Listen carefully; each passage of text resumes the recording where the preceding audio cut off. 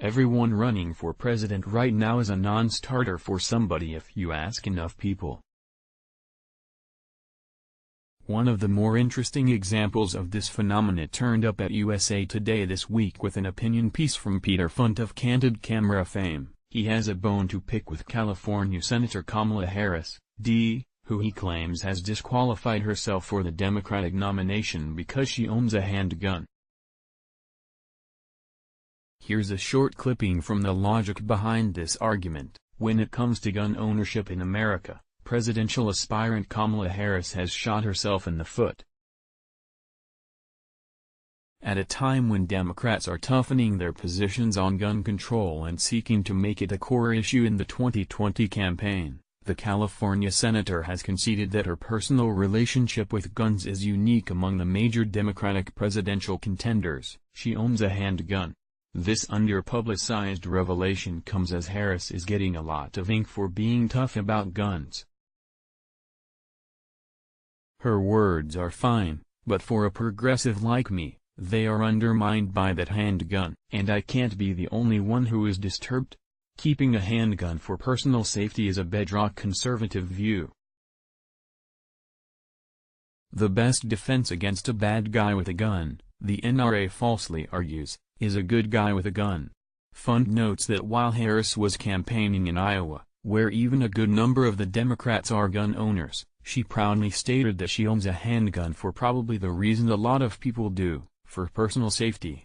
Of course, as soon as word of that quote leaked out to the press outside of Iowa, her aides were forced to clarify her comments by saying she had purchased it years ago and it was now locked up. Are we surprised? No. Of course she had a handgun.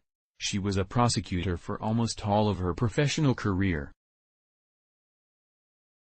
The number of criminals would probably have liked to see her come to harm if the opportunity presented itself was no doubt large. Oddly, Funt himself concedes that she was justified in having a firearm but then claims that a real progressive would have disposed of it after leaving that job.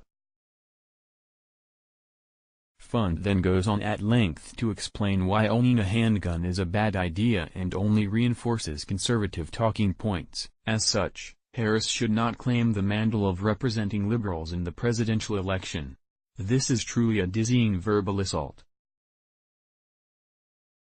In some ways, Funt is at least directing his anger in a more productive direction than many other Democrats. While they all focus on an assault rifle ban, which Funt also supports, by the way, the vast majority of gun crimes in the country are perpetrated using a handgun.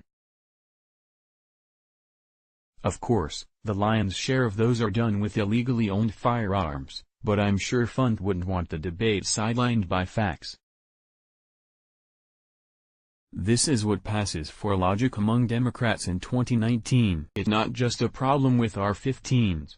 There are no good guns and people should be prevented from legally owning any of them. No solution is offered for what to do about all the people who illegally own them so they can commit crimes, and if a candidate for high office is discovered to legally own a firearm and safely carry or use it, they should be disqualified from running. Good luck with that message next November. But at least now we get to wait and watch to see if Kamala Harris ceremonially destroys her firearm. Let's block ads. Why?